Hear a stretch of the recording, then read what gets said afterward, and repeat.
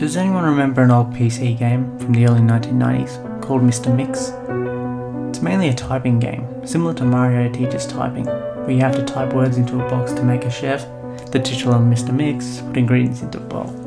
Unlike most typing games, however, this game is notorious for having an insane difficulty curve. The game has a words per minute requirement for each level, being as low as 10 on one level and as high as 85 on the third. By level 5, the requirement reaches over 500, effectively making it impossible to proceed any further. One of the main things that people noticed about this game immediately was the background music.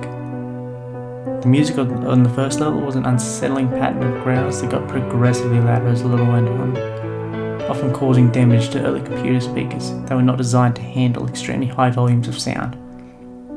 The second level had no music at all, and the third had what sounded like an extremely low quality recording of a hairdryer playing in the background.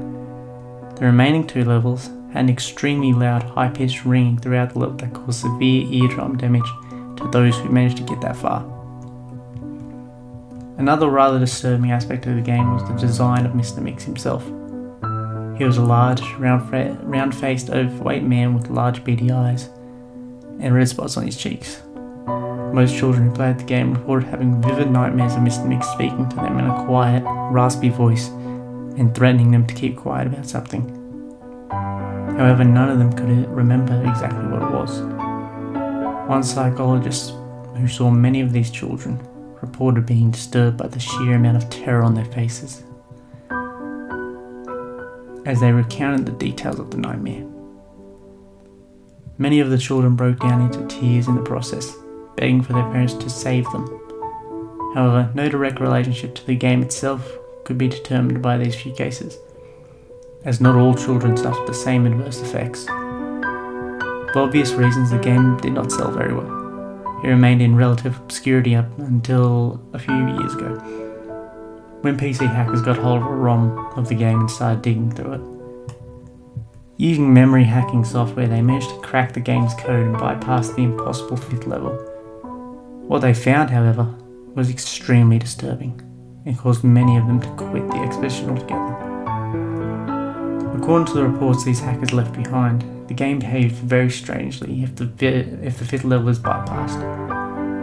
The game crashes violently and closes, writing a bunch of files to the user's System32 directory to the point that the RAM was almost completely filled. These files are reportedly pictures of people with horribly deformed faces, appearing to scream in pain and agony with their eyes appearing to be bleeding from their tear ducts and their outer layer of skin torn clean off in multiple places. If the user attempts to delete these files, the computer will violently crash and blue screen, causing permanent irreparable damage to the user's hard drive. The hackers found that this was caused by a lone byte in the game's ROM that triggered when the 5th level was complete. After removing this byte, they were able to proceed to the 6th and final level. Unfortunately, all the original hackers declined to discuss what they saw in the final level. All of them became extremely paranoid and reclusive, refusing to talk about anything related to the game and showing astonishingly extreme symptoms of post-traumatic stress disorder.